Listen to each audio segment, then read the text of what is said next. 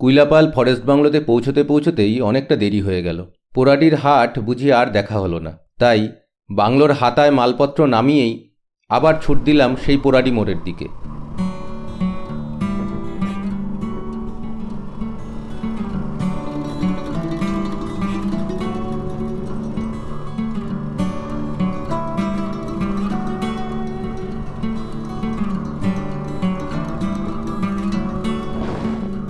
গিয়ে দেখি সাপ্তাহিক হাটে তখন বিসর্জনের বাজনা।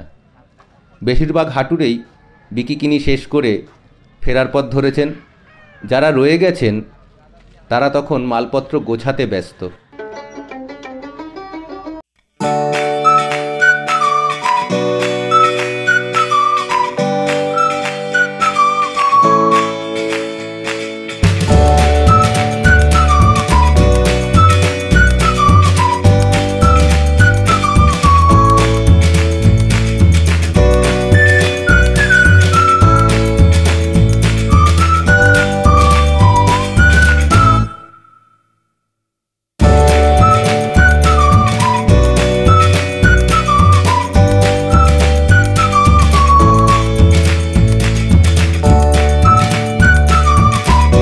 যেও পুরুলিয়ার ডেলিকেসি গুগলি আর পেলাম না। স্থানীয়রা বললেন যে সমস্ত হাটুরে ওই গুগলি নিয়ে এসেছিলেন তা বিক্রি করে অনেকক্ষণ আগেই বাড়ি চলে গেছেন। ফলে হাঁস আর দেশি মুরগি কিনে ফিরে এলাম বাংলোয়। ফরেস্ট বাংলো রক্ষণাবেক্ষণের কাজে নিয়োজিত ছোট্টু যতক্ষণ সেই মাংস রান্না করছে ততক্ষণ চলুন আপনাদের বাংলোটা একবার ঘুরিয়ে দেখাই।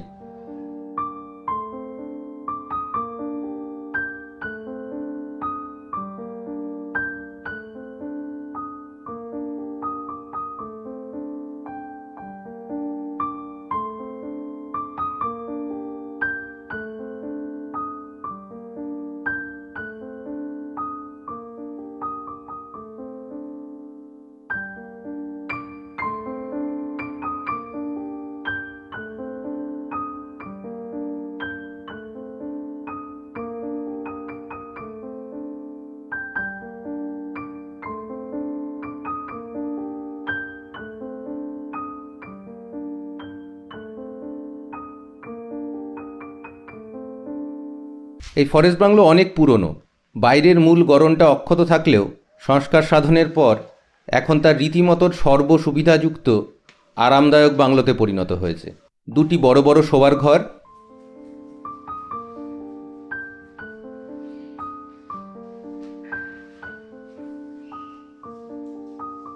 দুটি ঘরের সঙ্গেই সর্ব আধুনিক সুবিধাযুক্ত বাথরুম,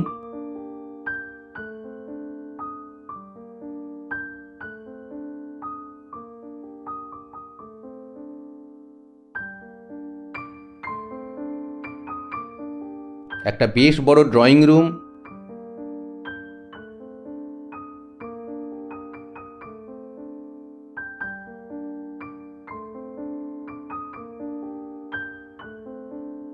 খাবার আলাদা জায়গা,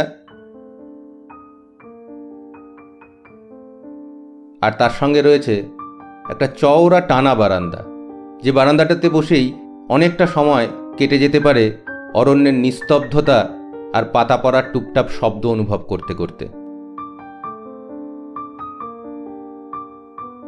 এই বনবাংলোটি কংসাবতী দক্ষিণ ডিভিশনের নিয়ন্ত্রণাধীন। এর বুকিং পাওয়া কিন্তু সাধারণ মানুষের জন্য বেশ কষ্টকর। তবে নিতান্তই যদি এখানে বুকিং না পান তাহলে সুতান, রানীবাঁধ, ঝিলিমিলি বা বান্দোয়ান যে কোনো একটি জায়গাতে রাত্রিবাস করে কুইলাপাল ঘুরে নেওয়া যায়।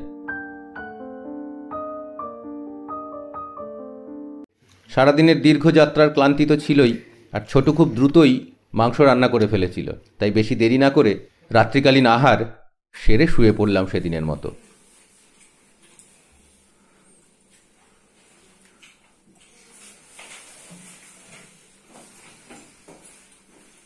পরদিন সকালে ঘুম ভাঙল পাখির ডাকে, জঙ্গলের মধ্যে, যেটা খুবই প্রত্যাশিত। তারপর গেলাম বাংলো সংলগ্ন বন বিভাগের নার্সারিতে।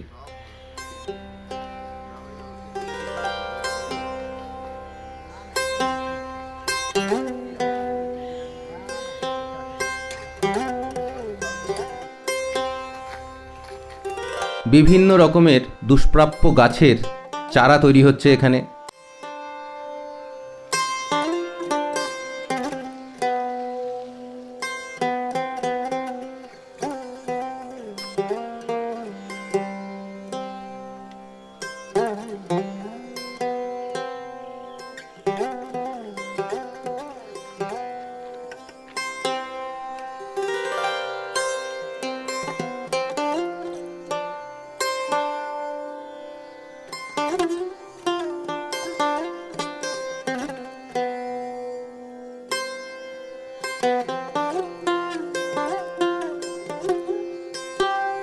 তাছাড়া বিভিন্ন জায়গা থেকে বাজেয়াপ্ত করা কাঠও জমা করা রয়েছে এখানে।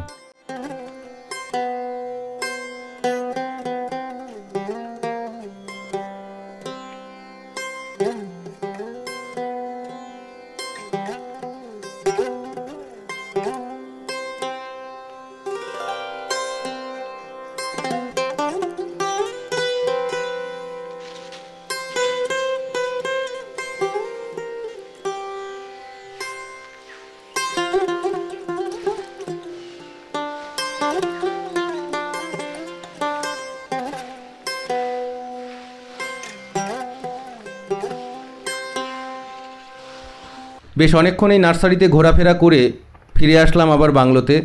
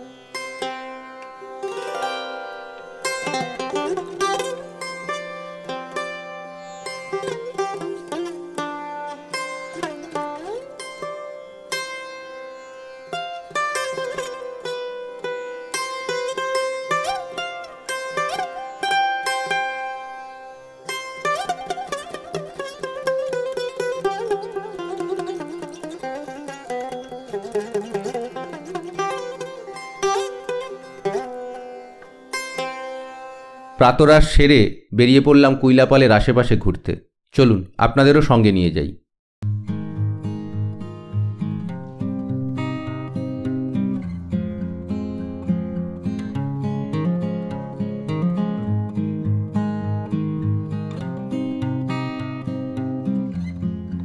কুইলাপালের আশেপাশে যে সমস্ত জায়গা ঘুরে দেখা যায় সেগুলো হলো সুতান, রানীবাঁধ, ঝিলিমিলি, তালবেরিয়া ড্যাম, দুয়ারসিনি ইত্যাদি। আমরা শীতকালে গিয়েছিলাম, তাই আশেপাশে অনেক সর্ষে ফুল দেখতে পেয়েছি। বনবাংলোর কর্মচারীরা জানালেন বসন্তে কুইলাপালের চারিপাশ পলাশে লাল হয়ে যায়। সেই বসন্তে আরেকবার এখানে ফিরে আসার আকাঙ্ক্ষা নিয়েই এবারের মতো কুইলাপাল ভ্রমণ শেষ করলাম।